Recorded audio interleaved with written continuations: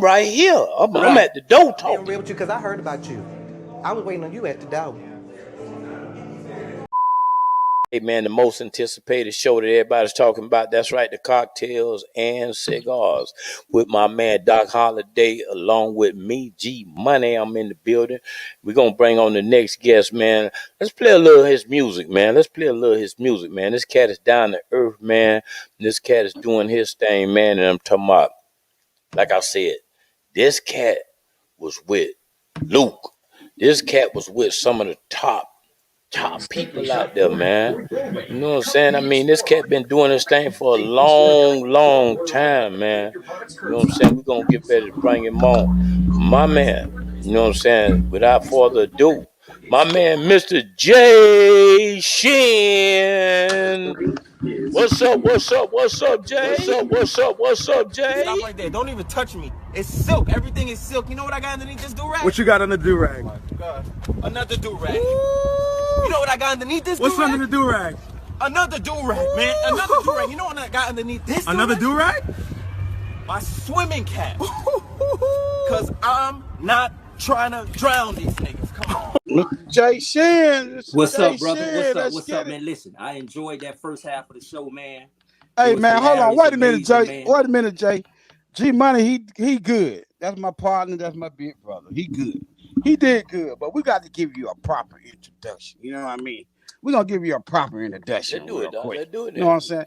Hey, back when R&B was R&B, man. Mm-hmm. Back when the hits was the hits. Back when baby making music was on the charts and on top of the chart. Man, Mr. R&B, Mr. One Night Stand, J-Shin. J-Shin. Yes, sir.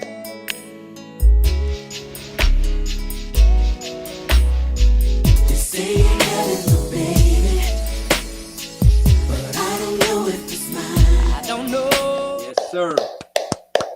Yes, sir. I appreciate it. Okay. Hey, man, look here. Make some Man, you know what I'm noise. saying? Make some noise, my man. What's J-Shin good, is. Jay? What's good, Man, it's all, Jay? hey, listen, it's good, man. Like I say, you know, that first half of the show was hilarious, man, amazing. Mr. Joe Barino, much respect for him, man, and his family, man. And I heard him say, you know, throw prayers to the family. I will most definitely do that, man. But hey, y'all got a crunk. We ready. We ready to rock and roll for the second half. We ready, man. But look, first of all, man, is you drinking on anything? Is you smoking on anything? Ain't like you got shit to do tomorrow. You don't have to go to work. Don't take it. I got a drink. Crazy. Man, stimulate your mind. You know what I'm Well, saying? G-Money, you already know what I drink on. Okay. Let them know. There it is. What's that? That Kalora. That's right. Okay. Hey, don't get into it. That ain't Kalora of the day. The Kalora, like on the Ricky Smiley, with the Gary the T with the Kalora, that ain't the Kalora of the day. It's Kalora. Lure of the day. That's you right. gotta put That's right. And the fuck is that? Shit! This is me. They only supposed to hear you. I ain't gonna let him show me up.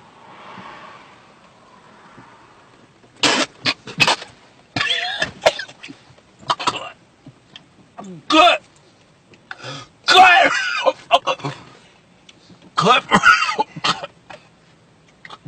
And a fun story, like I said, when they had it backstage, Jay was opening up for my man Life Jennings.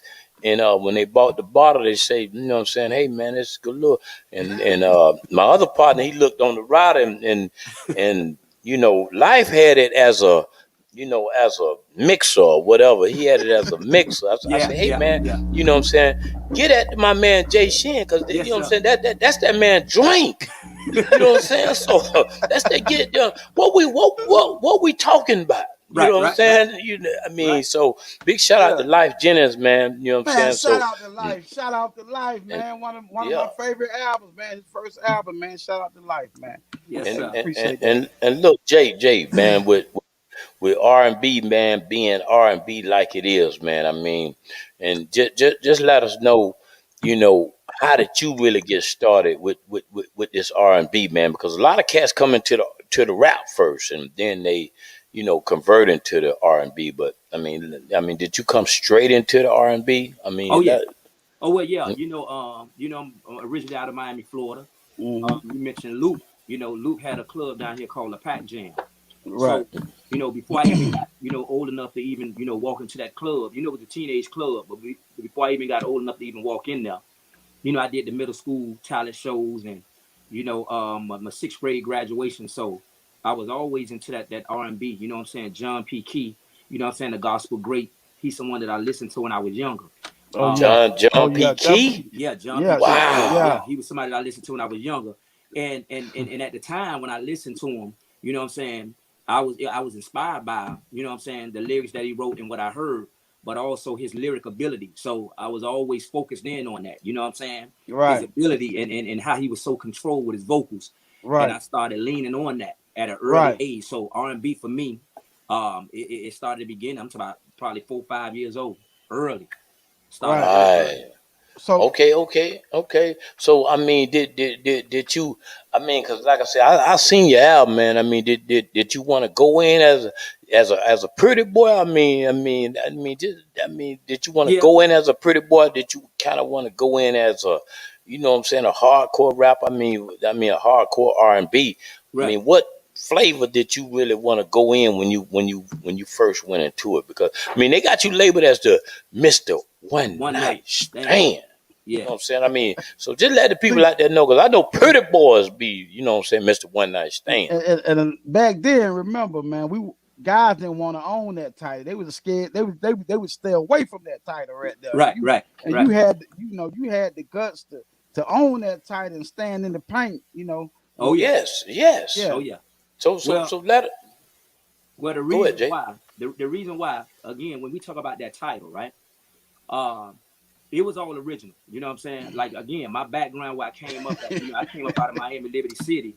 And we talk about, like, listen, I came up around, people saw it on the news, the John Doe gang and the Booby gang. Like, I came up around all that. You know what I'm saying? Rick Mm-hmm. Ross, T-Double-D, all us came up. And I'm going to give you a little story a little later on about how me and T-Double-D met and how we end up doing that song, Hold On this album, www.thug.com. I'll give you a story later. But, for me, when we talk about R&B, I was a singer. But because of my background, you know what I'm saying? Like, when you listen to the titles on my first album, One Right. Night Stand, I Can Treat You Better Than Your Man or Your Woman Can, You, Me, and She, Trina song I did, 69 Ways. Yeah. Hey, it's like some people called it, that thug R&B guy. You know what I'm saying? And that Yes. was something that Yeah. was put together. Like, okay, that was actually a reality for me, my life. You know what I'm saying? In my life that I was living, and it transformed. You know what I'm saying? And it came out through the songs that I put on that first album. So it was me all the way, man. It was my life. Yeah. It was how I came up. Yeah, I mean, and like I said, I salute to you, man, because I had a chance to meet you and everything, and like I said, I done seen a lot of cats like that Romeo type Right. feel, but I seen how even when you was hollering at one of the guests, I mean, like I said, I peep a lot of game. I mean, and you know what I'm saying? I mean, I'm just keeping it real. I mean, he did one of them Dave, things like dog. He did one Dave, of them things like this, like the finger. So I was trying to figure that out. I'm like, the finger. You know what I'm saying? I mean, is he shooting her a bird or what? I mean, and what he was basically asking the chick, like, what's on your finger? You know what I'm saying? A sub, and she was just smiling Oh yeah. and she was vibing back, and I was wondering what was going on with that. But Jay was saying, well, let me see your finger. I mean, just you tell him, Jay. You tell him. I don't even want to tell him. Well, the whole thing is, and seeing Doc, you know what I'm saying? I see you got the ring on, so he a married yeah, man, and I'm a you know what I'm married saying? man. So a lot of times, Hey, man, when you out here in this world, man, it's like, a lot of things go on, you know what I'm saying? So Right, my first thing I always tap in on, you know what I'm saying? Hey, are you a married woman? Are you married? You know what I'm saying? So we can basically, you know what I'm saying, set the tone from there. right, So we understand, you know what I'm saying, once we start the dialogue, you know what I'm saying, if it's professional, if you coming in and say, you know what, I support you for what you do. You know what I'm saying? I support and celebrate the type of music you put out. Your music changed my life. And we speaking from that perspective, we set the tone in the beginning. So once we set that tone, then we go in from there. Once we set that tone. Oh man, man. listen, and it was so smooth, Doc, because he even asked a friend. He even asked a friend. He said, "Hey, you got to approve that message." Listen, I see a lot of suave guys out there, but you know what I'm saying. This dude that said you got to approve that message. You got to approve me. You know what I'm saying? So, hey, man, I mean, and like I said, hey, man, we ain't gonna put the business all out there. But Jay, that was so smooth, brother. To listen, I wrote that one. Listen, I wrote that one down in the club.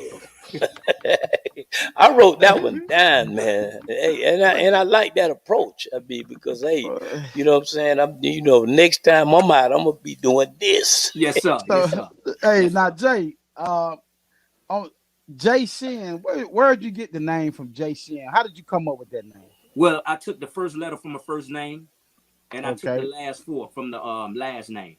So, I'm not going to throw the name out there. You know what I'm saying? You can go to Google right there. My guess, if y'all watching right now, you can go to I already right now, and y'all can get all the information on Google. We did a research. We already know what your government name is, Jay. Yes, sir. We got your government name. Exactly. We got you in. But right now, I'm fighting a couple of creditors, hit me up. So I'm trying to deal with them right now. So I'm gonna keep the government on the low right now. Exactly. So Jay, and clear this up. Why did you kind of make it the real J-Shin? I just want to know, why did you make it the real J-Shin? Well, back then, you had a couple of imitators back then. Right. Was using the name. You know what I'm saying? So I ran into a couple of people, and what's so amazing? When you run into people, man, and they say they met you, and you looking at them, you saying, maybe I never met you in my life, but they swear they met, because dudes was actually out there perpetrating the fraud. And I know one guy that was actually perpetrating the fraud. He looked like me a little bit, but he was actually out here telling these women that he was J-Shin and getting in. And a lot of people use him a name and just to get the good. And I'm saying, wow, mama, listen, if you didn't go on social media or Google and you didn't actually see how I look, that's on you. You know what I'm saying? Let me run up on you and tell me he me and make moves with you, and then now you want to no, it wasn't me, baby. I'm sorry. It wasn't me. It wasn't me. Exactly. My son done a lot of that. He done a lot of that. He was getting in, you know what I'm saying? I went to a comedy show one night, man, and he had about 8 guests, and when I come in, they say, "Hey, G, you know what I'm saying? All your guests are up there, and you up there." I say, "I'm up there. I'm right here. I'm at the door. I'm at the door." I'm being real with you because I heard about you. I was waiting on you at the door. Talking to you. How am I up there? You know what I'm saying? They bought the perpetrator down, and the perpetrator was my son. You know what I'm saying? I booked the OG Money at Baby one time for the Baby show. You know, when Baby came out of there, I said, "Man, I got Baby right here." Let us in. This nigga performing tonight. Hey Jay, I may have to go in there and change it to the real G Buddy. I mean, the real G Buddy, the real G Buddy, not the Nino Brown G Buddy. Yeah. You got to put the real on there. The real G Money. You use that word perpetrating, but that's a word we use down south, man. I'm from Florida myself. Man, I ain't heard that word in a long time, man. Perpetrating the fraud. That's what you're doing. You perpetrate, faking the fraud. Boy, you flambe. You flambe. Hey, boy, you got to be from down south to know about that flambe. Yes, you know what I'm saying? But yeah, man. So take us to that experience, man, when you made Mr. One Night Stand and you got the chance to make it with the lovely little Tasha from Xscape, man. I mean, take us. Take us there. Well, how did that process work out? How did that happen? Well, I can remember around 17 years old. I was trying to pursue the music, but I wasn't actually into it really. You know what I'm saying? It was just something I thought about. I did a couple of talent shows, but as far as getting into the industry, I didn't see it. But that song. To be funny, that song "One Night Stand," I can remember going to a corner store, purchased some at a corner store, and back then they still have it now. They have the little paper bag, the brown paper bags, right? That they put the little, the whatever the merchandise and they put it in. Right. I actually started writing that song on a brown paper bag, One Night Stand. And that song was Wow. actually written by me. I wrote the song first, right? Mm-hmm. I wrote the song, right? And before I get there, right, with that song, right? I actually, back then, I was doing my thing in the streets, you know what I'm saying? Not heavy, but I was doing a little thing in the streets. Every young man coming about the projects, man, they see certain things, Right. they want to follow. You know what I'm Yeah. saying? So at an early age, I wanted to follow that. So I had my little spot that I was doing my little thing, not on a big scale, but it was enough. It was a pretty decent scale. And Trick used to come through my spot at the time, right? Mm-hmm. So it was like, yeah, man, we know this cat know how to sing. He had the spot, he in the back. I was actually in the back of the house. And it was like, yeah, this dude, he know how to sing, whatever. And Trick was working on his album then. He was signed to Slip and Slide. I think, yeah, him and Trina, I think at the time they were signed already. Him, Trina, Right. Rick Ross, Right. Corey, with Trey Six and all, they were signed. Right. And they were working on an album and I sung a little something and they was like, hey, won't you come to the studio, and come do a song. And they told me about the song, the remake, the Chris Bender remake, Mm-hmm. Who Will I Choose? And they wanted to flip it. And I actually went to the studio. I think it was like 2-3 days later, I went to the studio. I did the joint and, they was dealing with Atlantic. Slip and Slide had a deal with Atlantic at the time. And they were trying to work the deal out, and Craig Cowman and all of them, they was working, But when I did the song in the studio, Craig Cowman was like, who is this dude? Who is the dude on this song?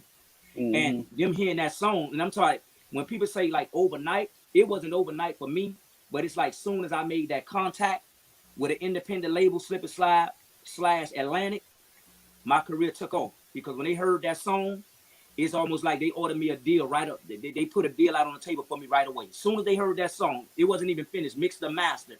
They said, who is this guy? We want him, right? We want him. Slip and Slide jumped and some, they shot me that contract ASAP, right? Shout out to Ted Lucas, man. Yeah, Ted Lucas. And Make always some love for Ted Lucas, man. Yeah. Bing, bing, bing, bing, bing, bing, bing, bing. He the one gave me that opportunity. You know what I'm saying? He really gave me that opportunity, because if it wasn't for him, Seven, I'm saying, you know what, Jay, I want to give you the opportunity. You know what I'm saying? So I always, anytime I get a chance, I always show love and throw his flowers right now for just the opportunity that he gave me. Right? Yes. Much respect too. Yeah, they wanted to sign me, and we went from there. And then now he got a story with the whole thing. At the corner store buying something, and I end up writing this song on a brown paper bag, One Night Stand. I don't know how it came to me. And we was trying to decide at the time, after I did the song and wrote the song, now we trying to who we gonna put on the song. And a lot of artists came up, solo artists came up also, you know what I'm saying? Kelly Price, Kelly Rowland, I'm talking about a lot of them came up, and we're trying to figure out who is gonna put on this song.